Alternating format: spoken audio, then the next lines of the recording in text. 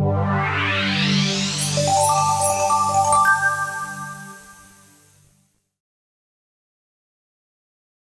afternoon, everyone. Thank you for joining us on a sunny Sunday afternoon.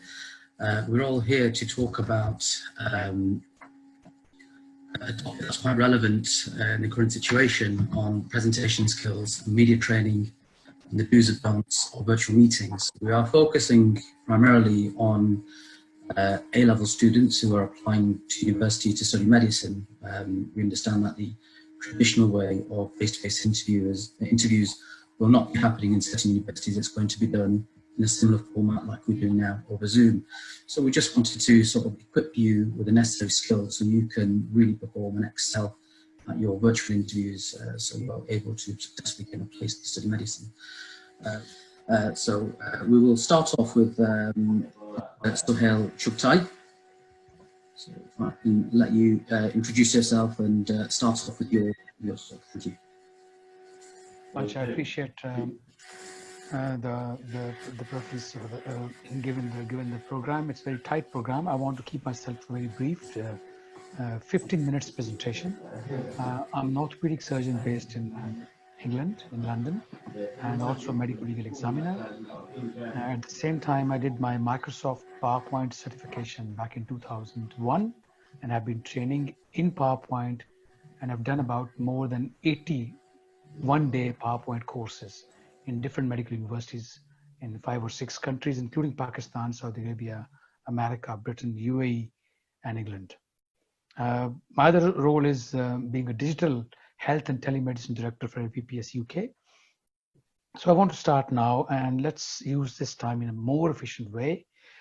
So what we're discussing today is how to create PowerPoint presentations. PowerPoint is the medium, and how to create medical presentations using PowerPoint. So there's a science behind it, and then there is a methodology. So I want to touch briefly on this topic. Anatomy of a PowerPoint presentation. What makes a PowerPoint presentation? First of all, let's say tomorrow you have a PowerPoint presentation, or the next week, you're given a topic. I normally visualize my topic.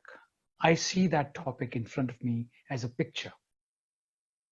And that topic could be knee pain. I could see a man walking with knee pain, and I want to understand what people want to know about knee pain. Who is the audience? The second part is who is the audience? Is the audience junior medical fraternity or a senior medical fraternity? For junior medical fraternity, you would like not to give information, but experience. Sorry, for a junior medical fraternity, you want to give instructional presentation, like a differential diagnosis of knee pain, for instance. But if the audience is senior, you want to share experience because they already have the knowledge. Then decide the type. Your presentation could be instructional presentation, where you want to show on the slide a process. Or it could be opinion-based presentation, where you want to share an experience. You don't have to show the process. So you would need less stuff on your slides if your presentation is more for experienced people, because they want to know your experience rather than the process details. But for a junior level, you need to go into process details. Then organize the content. I normally make a folder on my computer and start putting everything into that. It could be an email, it could be a slide, a PDF file, a news cutting, a picture, a point, even a voice recording, I think of that. So I put that every content into one folder and then start linking my slides from that. Then of course, before I start doing it, before this, I'm in the planning phase. In the planning phase, I will choose a theme and fonts, and I'll show you what is the technique behind it. Then comes the process of making a presentation. In that, I would personally do last slide first, because this is the take-home message. And I want to anchor myself what I'm going to leave at the end of my talk. Let's do that first. And then the whole presentation of mine is based on that last slide in my mind. That am I getting that message across? So I suggest that you try this and see how much focused you will be. Create subtopics list. Then I would make list of the topics in my presentation, subtopics. Then elaborate each topic as one presentation. When you're making one topic, a discussion, that is the only thing you're thinking about. You're not thinking about other subtopics. So try and focus on one topic at a time. That can also allow you better time management. Then mix your text with media, stills, audios, videos, so that you break the monotony of text. Then of course, the other part is that you professional conduct on the stage, and then your professional knowledge should reflect. It should be evidence-based conversation. And then a bit of humor in that would also help. Now, what is required to be an effective presenter? First of all, the primemost thing is hands-on knowledge of your topic. Are you working as a hired wisdom, like you've read about it, but you haven't tried it? That's a totally different ball game, because somebody will knock your feet off by an awkward question. Best present what you've actually done. Second thing is, can you connect with the people? Can you look into people's eyes, or can your voice capture that audience? These are skills beyond being a medical presenter. They would mean your socializing skills, how good communicator you are. And that is not to do with a medical presentation. The next part is, of course, the knowledge of the medium, whether you're using a simple JPEG slide viewer or a PowerPoint or Prezi. There's so many softwares.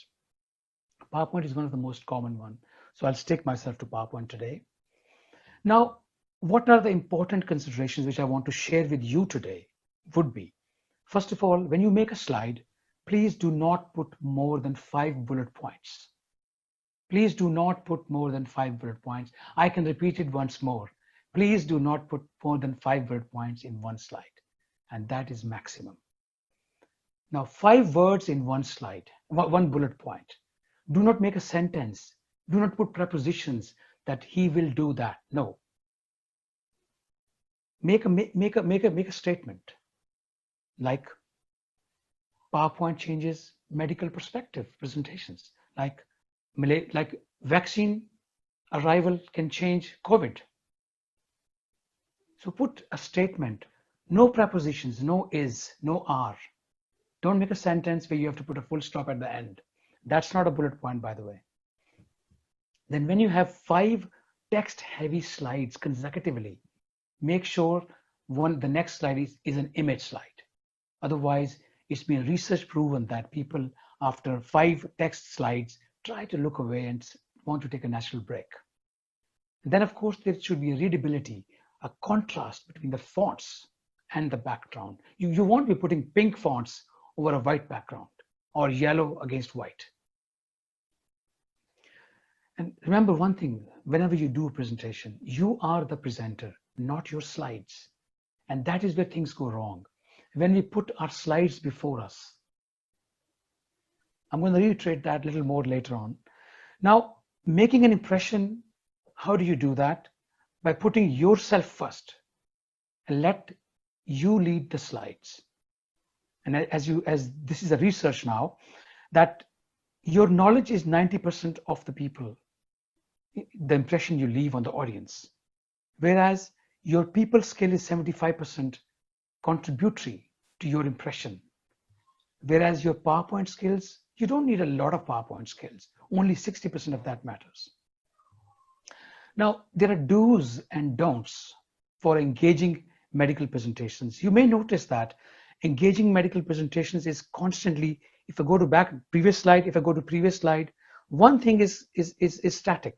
That is engaging medical presentations. And that's my theme. So I want to put that on every slide.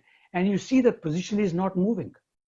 The position of engaging medical presentations is not moving. It's locked because I want you to understand this is what I want to leave. This is the topic of my presentation. So the do's are, of course, your content must be readable. You cannot put a whole page of a book on that and understand and assume that people have read it. It should be authentic. Either you've got a literature reference or you've done it. You should be able to connect with the audience. And then things we need to avoid are the don'ts. Information overload. We keep saying it, and this is so important. Then distractions on the slide, like too many animations, right and left, boxes dropping and slides moving away and all the whoosh sounds and all that. They are distractions. And then conflicting yourself, like saying that, oh, I'm sorry, this is not what I meant, or saying, perhaps. If it's your material, you can't say perhaps on your own material. You can give opinion, but you can't say maybe on what you put on your slides. You have to be very assertive. Now, the technical side of it. It's too short time for me to go into technicalities. I mean, I take normally 1 to 2 days to explain PowerPoint. Now, this part is good. You can see the text over the background. Look at the lower part. That's awful, isn't it? You can't read white over yellow. And then very busy backdrop, and then shady backdrop. This is a bit punchy, but quite strong. But too many slides of black and white can actually tire the visual capacity of people in the audience. So choose a background which can make your theme of the presentation. I normally choose a background which is the background of most of my pictures. If my images are X-rays, I usually choose a blue and a gray. If my images are pictures, I usually choose yellow and white. So for example, this backdrop is suitable for when your presentation has natural ambient pictures, like outdoor pictures. Whereas if it's a medical material like ECGs, X-rays, other three backgrounds could be suitable.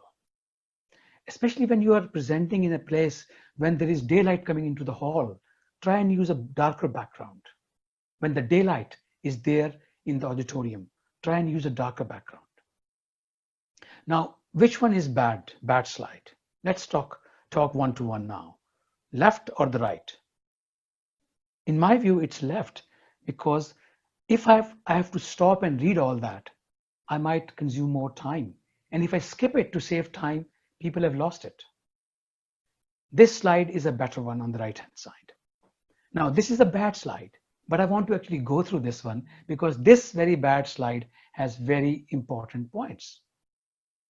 The text on the slide is more than what your audience can read. That is too bad.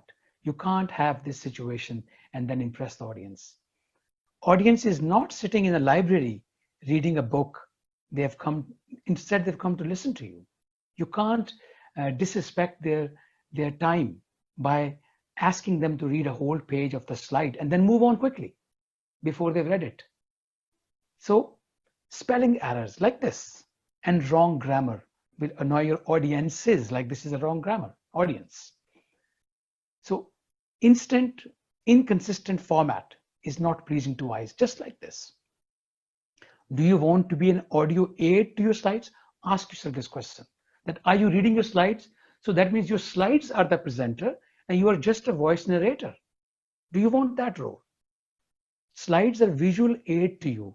Please remember, they are following you, not you are following them. The literature support to my point is enormous. Here are 2 paragraphs from Harrison to support my point. If you cannot read, go home and open page number 243 and read the book. You did not need to come to listen to me. That is what we do. We put whole pages of book in the presentations, and then we say, I've given the information to people. No, you have not.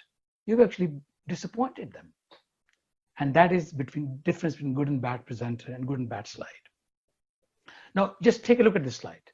Take a look at this slide, and let's say if it's my slide and I am the presenter, and I'm expecting you to read that, and suddenly I remember the snaring eyes of the host, like no time left. So I say quickly move on like this. What will be your face? Touch that face on your screens, the right or the left. I'm touching the face on the right if I'm the audience. I don't think anybody would touch the face on the left. You'll be totally unpleased and dissatisfied with this presenter. So this is a scheme I do. I normally start, I divide my presentation into four or five subtopics. I write them on the left-hand side. I put an image which is thematic for my presentation, and then put the topic of my presentation and sub-theme right here. So that's my introduction slide to my topic, and that subtopics on the left-hand side. And then I duplicate that on PowerPoint, and then I create a next slide, and then I make it gray, and then change this image according to that topic. And then I could duplicate that slide and make it gray and put another image according to that topic. Then I duplicate it and so forth till I complete my subtopics. Now I'm not preparing presentation yet. I am creating bridges between the topics of my presentation. Then I will use these 4 slides between my subtopics, so I can keep my audience anchored to my presentation. That if I move from one topic to another, they will see that I've already spoken about another topic in just a few minutes ago. So I keep my audiences anchored as I move along and navigate. Normally I tell them that I'm on slide number 18. They see that. In the beginning, I'll tell them I'm going through 25 slides. So they know that the end is not far. And believe me that PowerPoint has a lot more. I mean, today is too short time for me, so I'm just closing my presentation. I just want to show you one little element that how can within PowerPoint you can create an animated pointer. For example, I want to illustrate this lesion. I've just created this dot, and within PowerPoint, if this is a PowerPoint slide, I'll click and take a look. And you can all do that. It's not difficult. Then this ECG, for example.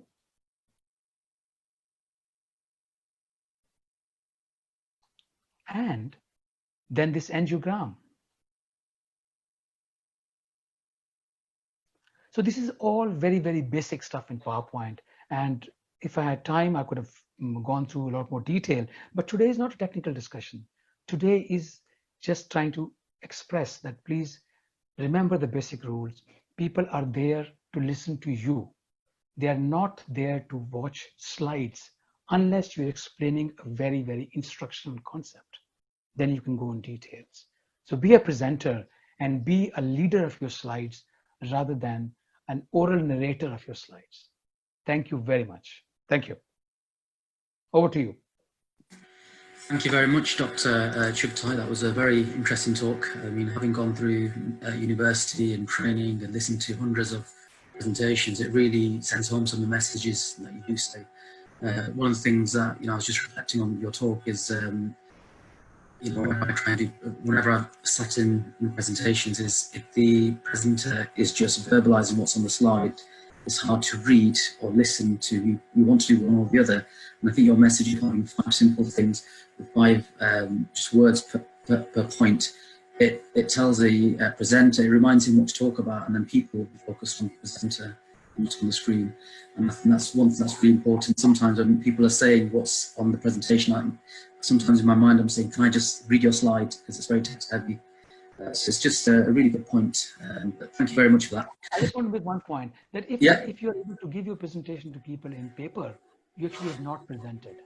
You've given them a manual. Thank you. We've got a question from Alia Riazia, who says, how can we use body language and facial expressions to present ideas when answering questions through online interviews? Is there any of the panelists that want to answer this question? I can take this. Yeah, of course. Right? The body language is when you're speaking truth, when you're speaking honest, and when you're speaking of your experience, really you don't need to think about body language that time. Body language is required usually when you are trying to hide your weakness or you're trying to read someone else's literature. Let me elaborate that. It could be controversial statement, but I want to elaborate that. When you're speaking truth and when you're speaking of your own experience, your own knowledge, basically your hands start moving, your face starts glittering, your eyes lock, your voice raises, your body becomes alert, you become passionate. And that is the body language. You convey through your body, through your words. Even if you don't know the language of that person, you will try and convey that point. So the body language is drawn into the passion of your conversation. But if you don't have first-hand knowledge of that particular topic you're being talking about, fine. Then it's all grammatical. It's all mathematical. Your shoulders should be in the middle of the screen. If you're looking on one side, there should be 2/3 space which side you're looking at, and 1/3 space here. That's called as breathing space. Your head should be not more than a palm's width below the screen if that's online. And then your voice should not have a lot of accent or expressions. It should be very methodical, very kind of a straightforward answer without any emotions. But that may or may not leave an impression, but that will convey the information.